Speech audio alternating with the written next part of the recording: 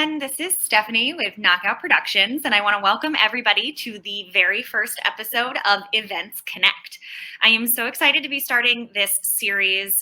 We will be coming to you once a month, every third Thursday at 3 p.m. Eastern Standard Time to talk about different cultural connectivities so in the events industry. So I've been having a lot of conversations recently with a lot of my colleagues in the events industry and events professionals around the US and around the globe about what it is to be culturally conscious. And I started thinking about if I'm having these conversations and questions about different cultures and how people get together and interact effectively and well cross-culturally, there's probably a lot of you out there who have these questions as well. And it begs the question, how can we create more inclusive and culturally conscious events? So I started this series, Events Connect, to have those conversations with people who are in the thick of it and right here for us to ask questions of and to and with, so that we can be better prepared to create better experiences for global audiences. So without further ado, I'm going to bring my first guest on to have one of these wonderfully culturally rich conversations. She's a dear friend of mine, and I'm so excited to have her with me today because she shares my passion for forward thinking and people-focused experiences. So she's one of my favorite people from the other side of the country. I'm on the East Coast. She is on the West Coast out in Vegas, and she is going to be a huge asset to our conversations. So everyone, please welcome my beautiful friend, Lilian Shen. Hi, Hey, Lilian. Stephanie. So good How to see are you. So good to see you. Thank you so much for joining us today. I'm so excited for these conversations. I know you and I have had several of these conversations before, and I'm so excited to get your take on some of these things.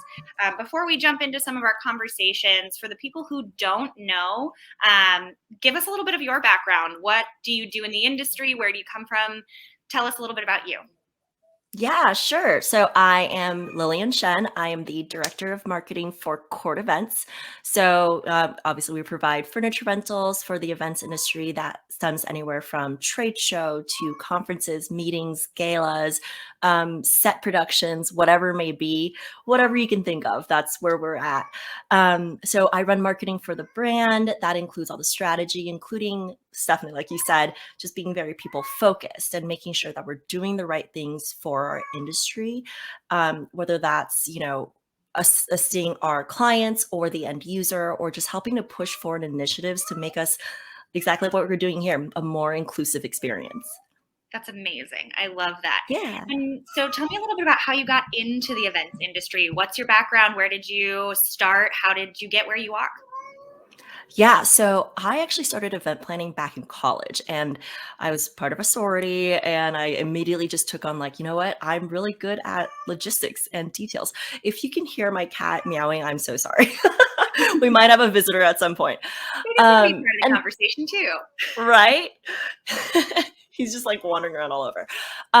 So that's where it really kicked off. But my professional career actually steered a different direction. I was in consulting for a little bit. I worked at startups quite a bit.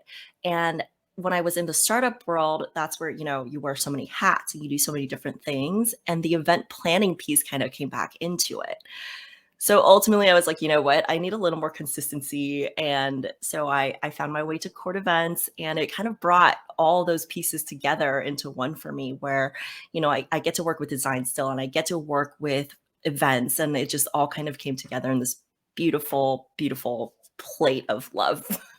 That's awesome. I love that. Yeah. Well, so Lillian, I know that you and I, like I said, we've had some of these conversations about culture, and we've talked a little bit about being people focused. So I want to ask you a couple of questions and dive into a conversation here about what it means to be culturally conscious and what culture means. So can you tell me, because I feel like a lot of the conversations that I've had, a lot of people have a different perspective of what culture means. So what does your definition of culture look like? What does that mean to you? Yeah, definitely. So A little background, I was born overseas in Taiwan and I came to the States when I was 3.5. So even from the get go, it was just these two different spheres that I experienced. And so I would say culture to me is a culmination of our experiences, right? And it's not necessarily just geographical or whatever it may be, but it's what makes up your identity. And so the combinations are endless, and there's just not just one aspect to culture. It just, yeah, like I said, it's limitless. Yeah, definitely. So, knowing that and knowing that you were born overseas, can you tell me a little bit about what and how you identify personally, what your personal culture would be? Yeah, definitely. All over. So I'm Taiwanese, so Asian American. I'm also LGBTQ. I also come from a low income background. I also have neurodivergence, which I recently heard a new phrase and I love it. And I've attached onto it is neurospicy. I like that. And I'm a trauma survivor. So I have a whole giant buffet of different things that kind of make up who I am and my experiences. And like you said in the beginning, we're both very people focused and people centric. And I think all of those experiences in my life is what makes me. And so my experience isn't just, my Taiwanese or my economic background or whatever. It's all of these things put into one person. Yeah, that's awesome. And some of these things I didn't even know about you as you're saying these things, and we've talked a lot about each other and with each other about what we're doing in our lives, and so I think through these kinds of conversations we learn things about each other without even realizing that we didn't know them about each other. So and to me that's kind of what this project is about, is learning the things that we didn't know and weren't conscious of. So I'd love to, and again, having these conversations is a big deal for me, and I know for you as well. And I just love to hear a little bit about, in the conversations that you and I have had and all of that, what drew you to the idea of this project when I approached you with the idea of being on a show like this. What connected you with this conversation and this project? Oh, girl, you know me. I love pushing the boundaries, right? Yeah, Like, for those of you who are watching who may not know me personally, the first thing I usually tell people is like nothing can offend me. Like it takes a lot, and you'll have like complete heads up before that point. So I love to push the boundaries. I love to just kind of, break the mold of like political correctness and corporate culture and things like that. And you know, I I love the platform that you're giving these conversations, because when we chatted about this before, there was this concern of like, I don't want to sound offensive when I ask certain things. And what's the intention? Right. And it's these questions that do need to be asked. And, so me, I like to push the boundaries, and yeah, I'm more than happy to chat about these things with you. I love that. I'm so excited to have these conversations and push the envelope as far as what is okay to ask, what's okay to talk about, and things like saying you're a trauma survivor. That's even further than something that I would necessarily feel comfortable asking in an open situation, but you were gracious enough to offer that piece of information. So I think it's such a great opportunity for us to open these doors for those conversations. So I'm excited to keep going with this conversation. Speaking of pushing boundaries, uh, I know that there's a lot of talk in the industry about obstacles and what the events industry as a whole is facing. Obviously, we are currently in the middle or amidst a very different life than we were facing 3 years ago. We are still at the hands of a global pandemic, the ups and downs of it. So obviously, that's a big major hurdle that our industry is facing. Um, what other what other hurdles or obstacles do you see that our industry is facing as some of the largest hurdles that we were needing to overcome? Well, like you said, right? Like the pandemic is a hurdle on its own. But I think that opened up the door to these new avenues that we may not have considered before. So I think, uh, yes, it's an obstacle, but I think in a good way, if that makes sense.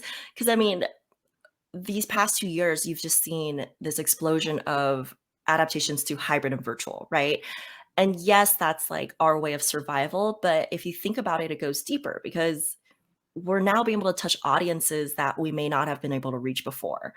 And again, going back to the word culture, automatically, I think most people think geography, right? Oh, now we can reach international audiences. But even think about like economically, maybe some people weren't able to travel and now they have a method of being a part of this conversation.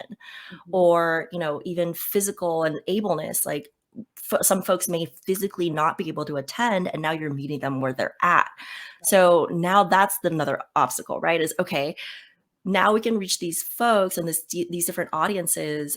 Is the content that I'm producing and the experience that I'm producing actually worthwhile to these different circles that I may not have considered before? Yeah. Yeah, I love that. And I think we've heard that phrase a couple of times from some other really powerful industry ladies, that let's meet each other where we're at. And I think that's a really powerful statement of, it's not about necessarily overcoming obstacles, but it's finding ways to meet people and bring what we're creating to anybody who's wanting that experience, and however they are wanting that experience. And how do we do that effectively for multitudes Mhm. of different types of people? Like you said, we've got people who can travel and people who can't. And how does that affect how we plan things? And uh,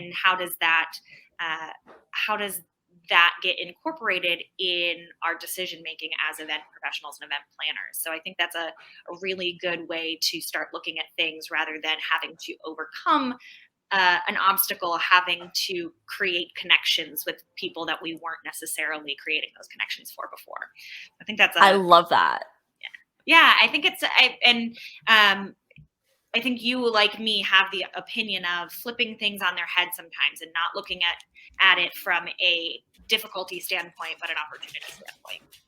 Yeah, and I mean, you know how it goes in our industry, right? We just plan and plan and plan and we go and go and go. We're always on the move. And it kind of almost takes something earth-shattering like the pandemic, unfortunately, to stop us Mhm. and to rethink things, because that's what's actually going to stop us in our tracks and kind of shake us off that routine.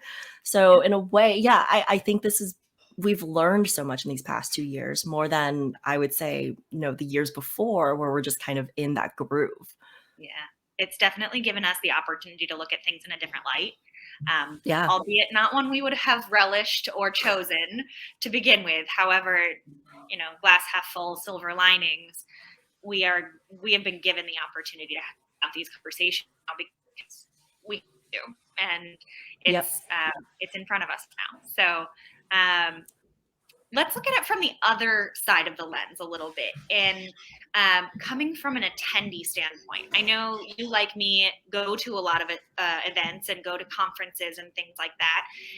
So coming from your personal culture, and we talked about this a little bit before, having those personal culture identifiers, when you walk into an event and you bring that experience and that lens with you, how does that play into your experience? What do you bring to your experience as an attendee, personally and culturally, that might not be that a planner might not be aware of, and how can we be more cognizant to that?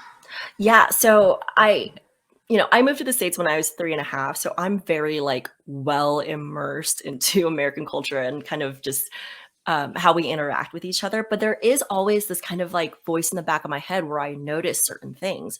So it's even some things as simple as like handshakes.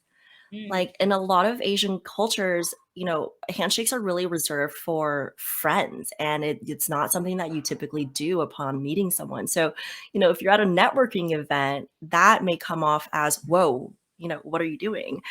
too. So as Yeah. Exactly, yeah, it's something as simple as that. And I even think about like within the United States, right? So I used to work for this startup where we were based in New York, but I oversaw the Vegas operations and like sales and marketing here. And there's a point to this, I promise. Okay. The the headquarters were very insistent on having every contract signed, every line item for every little agreement, right? Whereas in Vegas, it's a lot more relationship based when it comes to especially like influencer marketing and things like that. So when it comes to attending events and networking events, corporate meetings, things like that, Taiwanese culture is very much like word is bond. Mm, And so verbal agreements can be considered, all right, that's executed. We're just going to move ahead. Whereas in the US, it's kind of more like, okay, yeah, sure. Yes, but until I see it in writing, it's still in fluctuation. right. So kind of like, yeah, so kind of like understanding those nuances and making sure you don't bite off more than you can chew by saying something, and being misinterpreted by the wrong, yeah. So even those little things can make or break someone's success at an event. Sure. Yeah. And I'm certain that with Americans being so handshake friendly and hug friendly before the pandemic, this pandemic has probably opened some doors for that conversation of how do we greet people and how do other people greet us at the same time, and it might be a little more friendly for everyone now that we've had to take a hard look at what a handshake does for everyone. So Yeah. that's really interesting, I And think. Yeah. no, you actually made me think of something else too. Yeah. So now, right? Like as we adjust out of through the pandemic, you know how we've been seeing like the color coded wristbands. Yeah. Like I want to hug, elbow bump or please keep your distance. Yeah. I think about that even in terms of trauma. Like, Sure. there are yoga instructors who are certified specifically to teach trauma survivors because like there's less touching and certain movements are more precious. And so even offering that up outside of the pandemic may be life changing to someone who maybe they have experienced PTSD and they can't just kind of like be touched without warning, so Mhm. considering all of these scenarios can just make folks more comfortable and kind of let their guard down to truly immerse themselves in an experience. Yeah, I think that's a really smart thought. And as we're talking about this, I'm thinking of all different um, communities that might benefit from something like that. Um, people with sensory um, sensitivities. So I know a lot of people who have hearing sensitivities, that certain frequencies or certain decibel levels, how loud something is, might be um, anxiety inducing or fear inducing. PTSD is a great one. Different lighting situations, things like that. So Yes. having some sort of signifier that says, I'm comfortable to X extent in certain circumstances. Like I'm great in a room of 50 people having a conversation, but I'm not great in a concert hall with a rock concert going on because it's going to make me uncomfortable. And that's why I'm not going to the big party at the end of the night tonight, but I'm okay sitting in education sessions today. Yeah. Just being able to understand people and having that easy way of saying, I'm here to be here, but I don't want to discuss it, but here's why I'm not doing this and here's what I'm comfortable doing, so that without having to go into that, why aren't you? Um, Oh, go ahead. Please, no, no. Oh, okay. So you made me think of something else too about lighting, right? Mm, So recently I've noticed, Instagram, TikTok, the social media platforms now are actually giving an option to include a warning label. Hey, this video has intense lighting, whatever it may be. If you have sensitivities, you have to opt in to view it. And I think how many times do we go to an event or like an after party, like you said, where it's just like strobe lights everywhere, right? And yeah, like, and we get no heads up. right. So even like building some kind of disclaimer into the registration or, hey, if you experience these things, this may not be the ideal event for you. And we have these other opportunities for Yeah, you to still absolutely. engage.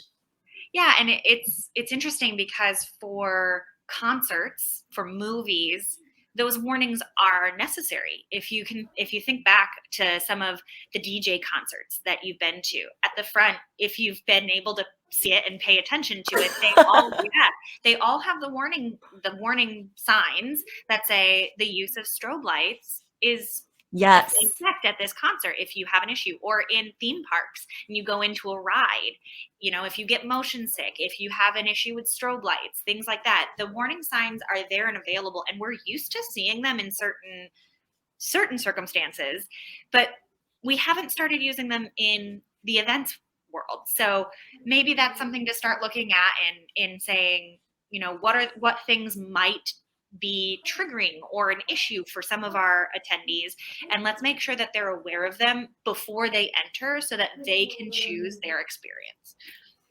Yeah, and you mentioned sensory sensitivities, and that made me think of, I don't know if you've heard of Enchant. It's like the Christmas Yeah. okay, yeah, like the Christmas pop-up that's all around the country, right? So I Yeah. went to the one here in Vegas, and right when you walk in, there's a sign that says sensory rooms available, reach out to one of our employees or staff and they'll direct you to them. And I just thought, how freaking considerate. Because it may not be strobe lights, but there are still a lot of Christmas lights, right? You Right. don't know what level of sensitivity, and it's like providing these opportunities for like decompression. Mhm. Because I have anxiety, and so I not necessarily sensory overload, but there are times where I'm like, I kind of just want to go sit and have peace and quiet and like mentally reset before I go back out. Yeah. And having that kind of like escape opportunity, I think Mhm. would, yeah, that's also a really cool concept to Yeah. bring into the industry too. And I think that's smart. That's fair and smart to do things like that as well for people who may experience something that they weren't expecting as well. Right. I mean, if you have really high anxiety and you think to yourself, I'll be fine, but it turns out you're not, what do you do in that moment? And if there isn't an opportunity for you to be able to effectively step away from that, regroup, and make the decision whether you want to go back in and continue, or if you need to remove yourself completely from that situation, it could completely change your experience at an event like that. And to even have a small space or any sort of space that is like a safe space for people to be able to collect themselves and then make that decision for themselves, it makes sense. I mean, I would love to see that for people in that way, or something thereof, because I think it's definitely something to think about when we're all in such different places that we just don't know Yeah. how we're going to feel or what's going to happen to us at any given moment. That I may have never had an experience of an anxiety attack before, but something triggers it, and I'm in the middle of a crowd of, hopefully someday again, 5,000 people. And, exactly. Hopefully that is a scenario that we can get back to. But yeah, I think it would be great to have that space and that comfort, knowing that if I do have that moment, there's a plan in place for me by the people who are giving me this opportunity to be there and experience this. So without having to Yeah. put myself completely outside of the experience itself. Exactly. And, at the beginning you said, if you find yourself in a high anxiety moment. So for someone like me who has anxiety, um, if we experience that at one point, every single similar event after that, we're already heading into it with anxiety. We're already going into it knowing, oh, there's probably going to be the same scenario again.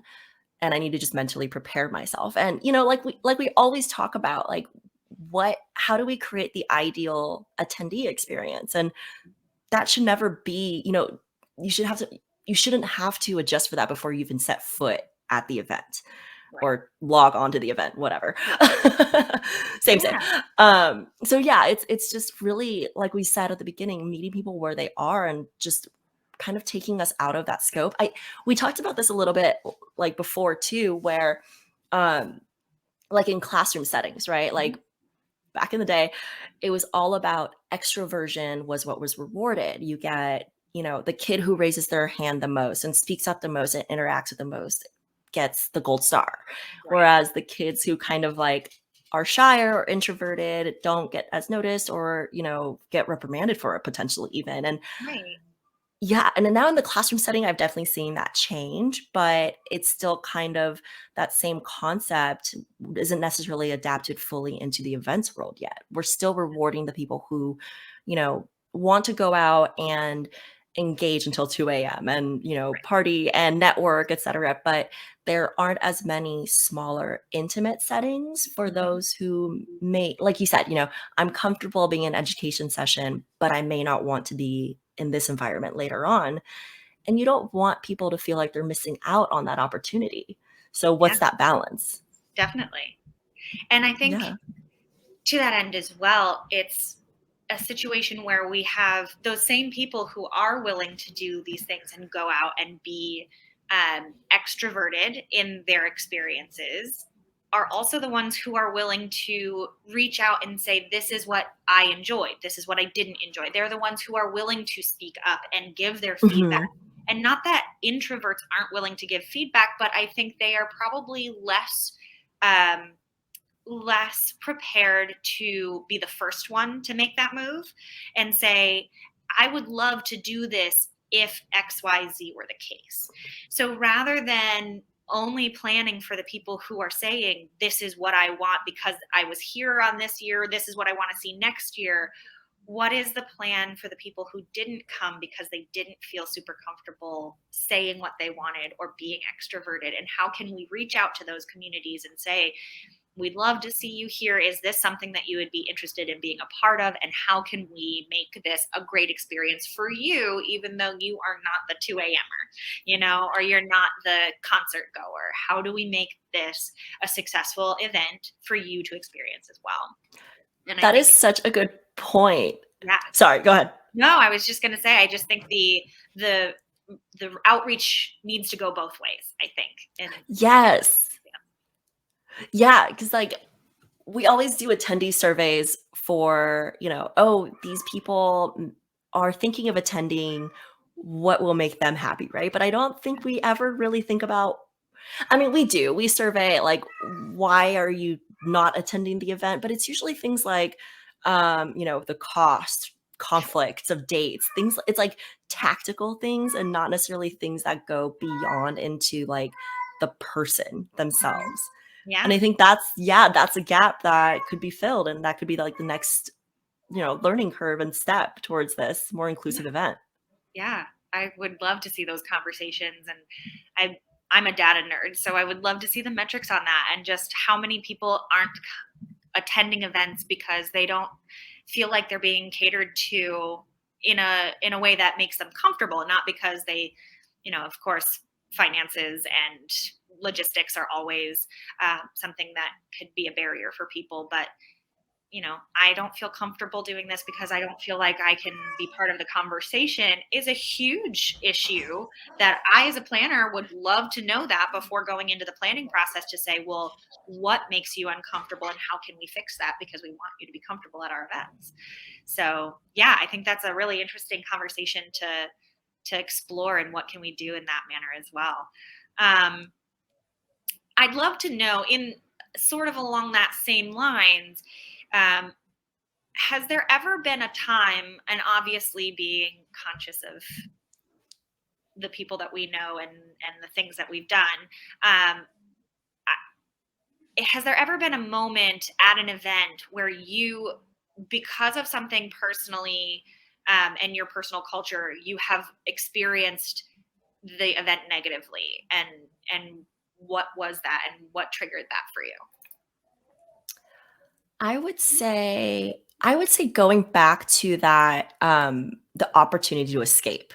Mm, I think es I would say now we're making more adjustments to build in blocks because we're also accustomed to working from home now and kind of like doing things on our own schedule, right?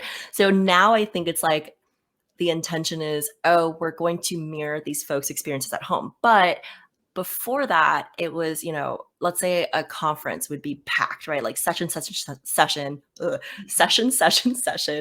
networking lunch, more sessions, right? And it's just sure. nonstop. Yeah. And for someone like me, like I can't do marathons like that. I have to do spurts and have decompression and spurts and decompression.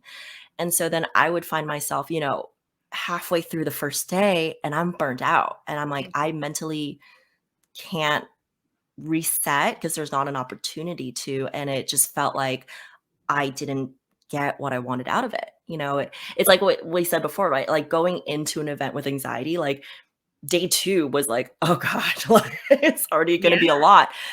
And your brain just kind of already shuts down a little bit because you're Yeah. like, okay, this isn't, it was kind of painful for me yesterday, but I'm going to go back and, keep absorbing. But being able to build in those opportunities to reset and Mhm. process, I mean, not only for people like me, but also even just productivity. You want folks to have that time to reflect after each session and actually think about what they learned before running straight into the next program. And of course, I'm speaking directly to conferences and things like that. But yeah, that's the first example that I can think of. Yeah. Yeah, I get that. Um, let's switch back to the planning side of things a little bit and Yeah. talk a little bit about what you think all of this conversation um, amounts to. So, in all of this conversation, what would your hope for event professionals be for their to take away from this? And what is that? What is the importance of being culturally aware as an event professional to you?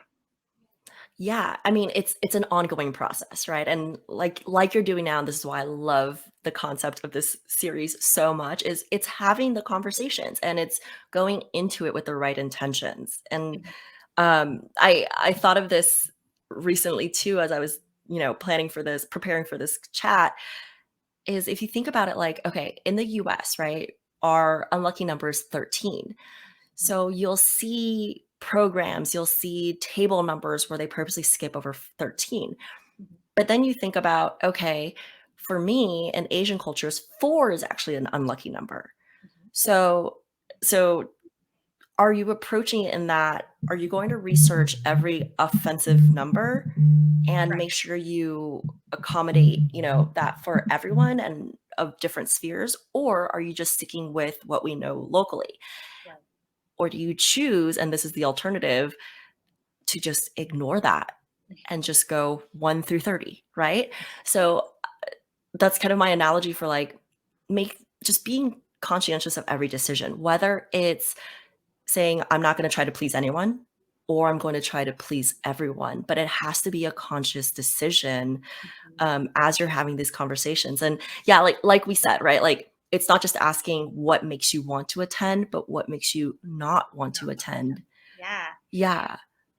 Yeah, I love that too because I think I've had rants and raves to you about the is it a all or nothing sort of situation. You can't there's no way we as planners can plan for every contingency. There's just no way. Or every culture or every person, every want, every need. It's just physically impossible to do that. Um, but then on the flip side is it we don't plan for anyone. We just do what we're going to do and that's that. Both of them feel sort of sticky, if that makes sense. Hmm. Both sides, both extreme sides of that feel kind of sticky, and not like you're being reasonable, right? So that both of Right. those conversations feel unreasonable, especially when you're trying to be conscious of different backgrounds and people and sensibilities. But where is that decision along that line? Because it's a long line and there are so many decisions you can make along it. But where does that decision fall? And I think you just nailed that. As long as it's a conscious decision that is made with research backed understanding and we say this is where we're going and this is what we're doing and this is how we're moving forward with it. Once you've made that decision, to really be solid on that decision, and that's how to move forward. And I think that's a really good point to make is it's not one or the other. it's somewhere in between. And once you found that sweet spot for you and that event, and I think the other thing to say there is it changes for every event, right? I Hmm. mean, it's never going to be the same for any event, even for the same client year to year. It's always going to change a little bit, a lot of bit. You know, Yeah. it's going to be, it's definitely going to be on that continuum. And I think, um, listening to you and your perspective, I think some of my perspective has shifted towards the, um, you have to just be conscious of the decisions you're making to be effective with them. And I think as Yes. long as we're continuing to have these conversations and moving that point on our line in conjunction with these conversations and the things that we're learning, we can be more decisive and conscious about those decisions and in any way that we're going to go. So I think that's it's a really good thought to put into that. So, and I know there we've you and I have waxed on and on about all of these types of things, and I feel like I'm missing a key piece. I know that you and I are very passionate about this topic. I want to give you an opportunity to bring to the forefront anything that you have been seeing in our industry, trends, thoughts, passions, conversations. What have you been hearing, seeing, and talking about outside of our conversation? Yeah. So recently, actually, I did a podcast takeover with David Adler on Gather Geeks, and we chatted with some of our industry friends just on, these design experts on how they're perceiving, how they're approaching event design and things like that. And one thing that came up that ties into our conversation right now, I think, is the choice, like giving attendees the choice to go different routes. So, the choice to be a 2 a.m.er or the choice to go decompress after every session. But the other piece that I was thinking as we're talking, is how do people learn and how do people absorb? You have audio learners, you have visual, kinetic, whatever. Mhm. So, like, I always think about like when I go to a conference, I'm just using conferences because it's the most vivid memory in my head. We go to a lot of them. Uh, I know, right? So I imagine, like, I think of when I go to a conference and sometimes, there's no visuals and it's just someone talking for an hour. And I'm like, oh my God, I'm a visual learner and I can't remember like the last three words this person said. But then when it's on a screen and there are graphics and I'm like, oh, easy, absorbed, right? Mhm. And then you have like the kinetic learners that like have to jot notes down. Yeah. So, like, going back to that concept of choice, it could be as simple as like, well, let me rewind. If you go to each seat and you drop a packet, like a workbook, like maybe two people are going to fill that out, right? But if you set it at the beginning and you kind of let people have that choice of opting into the workbook, then Mhm. it's much more likely to be utilized. And it's not like you're just kind of forcing this method on everyone. So again, it's that conscious choice. And, it's even empowering the attendees to make these conscious choices for themselves. Yeah, sort of like a choose your own adventure sort of situation, but it's a create your own experience. It's Mhm. giving our attendees the active role in their own experience. I think is Yeah. a really good way to not only create a sense of welcoming and a sense of belonging and a comfort for all of our attendees, but I think that's also a really good thought to create engagement for our attendees as well. It it would stand to reason that, in that circumstance, if an attendee feels like they are part of their own building their own experience, they're going to be more engaged with the content that's being brought to them, with the experiences that are being brought to them. And likely they will be more engaged with the conference and the event and the client's company going forward after the event as well, if the attendee has felt engaged.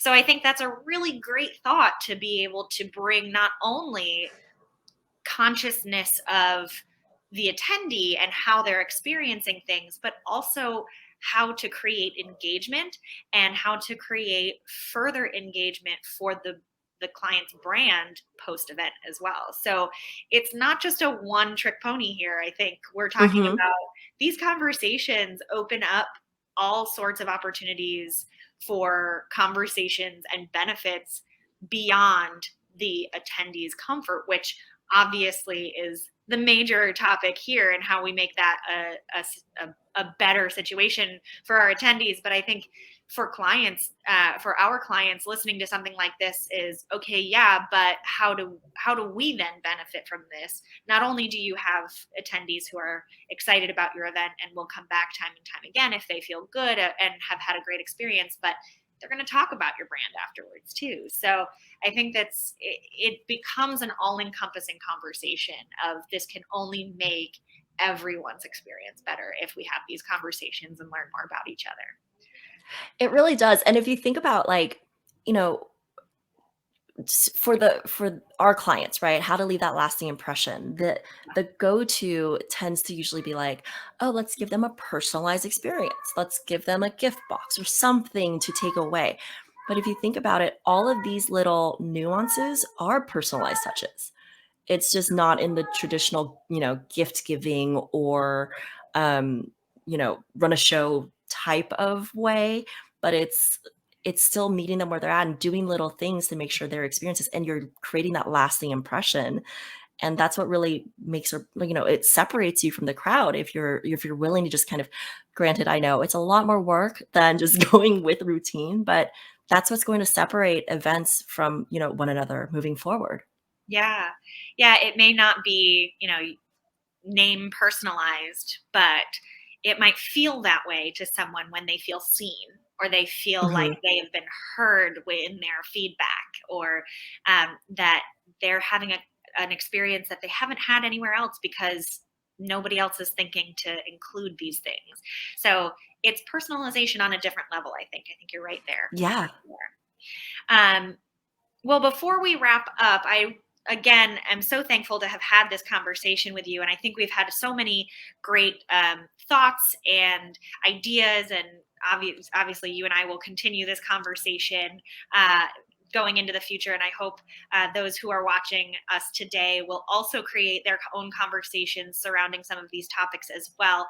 But before we do our wrap up, I would love to just hear any key takeaways that you might want to impart on some of our fellow event professionals here today. Yeah.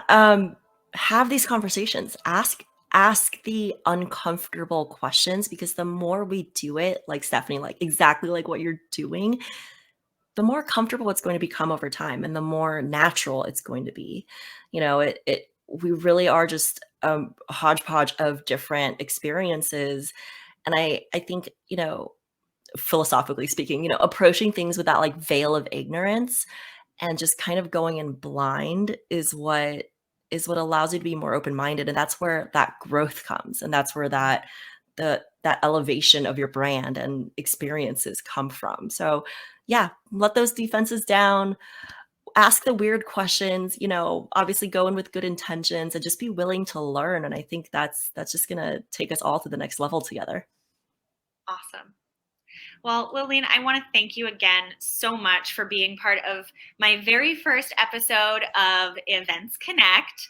And I'm so excited to continue these conversations and keep going and creating more opportunity for open conversations within and around the events industry about cultural awareness and cultural consciousness. So thank you for all of your insights.